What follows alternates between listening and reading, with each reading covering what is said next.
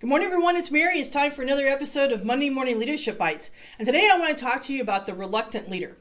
Reluctant leaders are people that fall into leadership versus jumping into leadership. There are definitely people that we know that from an early age just took on the characteristics and behaviors of a leader. But there are a lot of cases that the people that are leaders are reluctant to be a leader. And we see that in history a lot. But taking on the leadership roles was an ends to a mean that they needed to execute an idea, they needed to achieve a goal, they wanted to motivate a group of people that normally wouldn't be motivated, and therefore they stepped into or were pushed into or were called into being a leader when they would normally rather just be a follower. Reluctant leaders have strong vision. Sometimes they can be singly focused on their vision because that is what got them into the role of leader to begin with. They avoid the spotlight, but don't think that they don't have strong opinions. They do. And then normally those strong opinions are something that's done behind the scenes versus necessarily in front of the camera. Reluctant leaders are often self-divided. They're conflicted internally because they don't really want to be in that role of leader. They don't want to have the world on their shoulders, but they feel called necessarily to do so, and therefore they can be sometimes they can sometimes undermine themselves at times when it comes to the leaders. They have creative ideas. They're great problem solvers. And we have a lot of examples of reluctant leaders. We can look to the Bible. Characters like Moses, Gideon, David, and Paul were all reluctant leaders that were called, thrusted. And in some cases, they argued, they ran away from the role of leader. But it's somewhere along the line, they could not run away any longer, and they had to lead. We can find tons of examples in history. George Washington, Abraham Lincoln, Churchill, Einstein, Nelson Mandela. These are all people that were normally not people that would have taken on the role of leader, but they felt called to something bigger than themselves. They felt as if they had to take action because otherwise, if they didn't take action, the world was not going to go the way they wanted to. And the most powerful thing sometimes that can happen to someone is to be chosen to do something that the circumstances around them gave them little choice, and that can be a sense of power, the sense of purpose that a leader can have. Max Weber, a German sociologist, talked about 3 characteristics of great leaders in history, and those were passion, responsibility, and good judgment.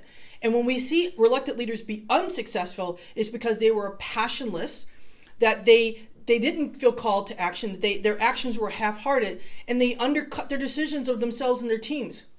But when we've seen reluctant leaders be successful, they have a fervent motivation, they're called to action, they're called to a sense of purpose, they have a sense of duty, and they carry the people that they're leading on with them because it's not just them, it's the people that are around them.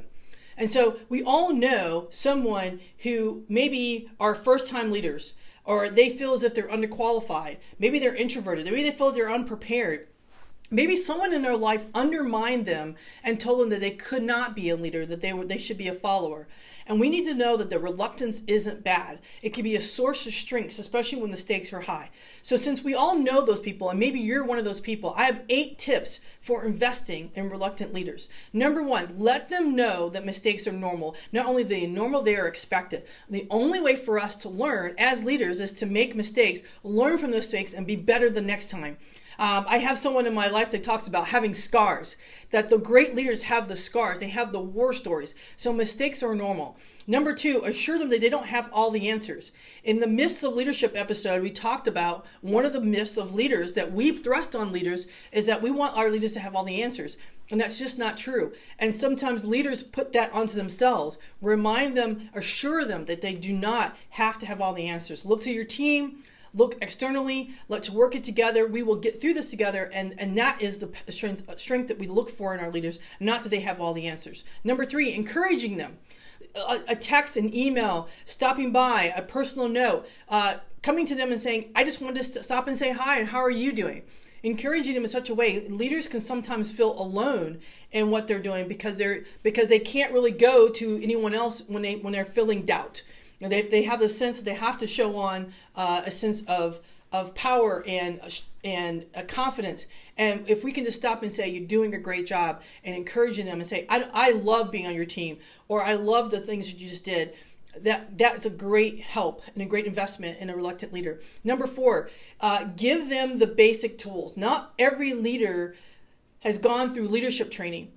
not every leader has gone up the ranks and have learned things and have been tutelaged by another leader. And so something as basic as running a meeting, writing an email, dealing with a difficult customer, giving an executive presentation, these are things that are done out of experience, and they may not have that. So if you have a reluctant leader, or you yourself are a reluctant leader, investing in those basic tools can really help you.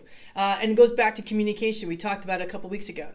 Number 5, remind them of their purpose. Why were they put in that leadership role in the first place? What were they called to do? And sometimes reorientating them, redoing a mindset and saying, okay, let's shift, hit the reset button, and why are we doing this in the first place? Can put them back back on the path. Number 7, asking them what they're learning in this role. What are they getting out of it? About either themselves or even as being a leader. Having those discussions with them are really great because it allows them to be introspective and take what they're feeling internally and explain it out loud. And sometimes hearing it, they go, wow, I am learning a lot in this role, even if that role is difficult right now. And lastly, assure them of their strength. Assure them that what they're doing is not only making them stronger, but is making their team, their community, or whoever they're after, their families, well, they're making them stronger. So these are 8 ways that you can invest in reluctant leaders.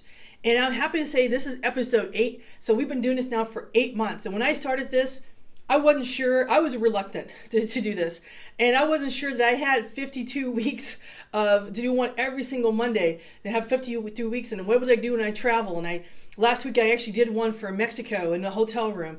And you guys have been giving me some great feedback. So keep it coming. Keep me the emails, the texts, the comments. I'm loving all that. It's been great to hear from you, and we're going to continue on. I thought I didn't have 52 ideas, and now I have more than 52 ideas. So please don't forget to like either on the Facebook page, like on my personal page, or like the video on YouTube. I also post these on YouTube as well as on Facebook. And so sharing them, putting comments, sending me feedback, that is great. That helps me, and it keeps those ideas coming. I'm doing this not just for myself, it's something I've always wanted to do, but I'm doing this because now people are saying, hey, I'm enjoying and getting something out of these little leadership bites. So once again, I thank you. And this has been another episode of Monday Morning Leadership Bites.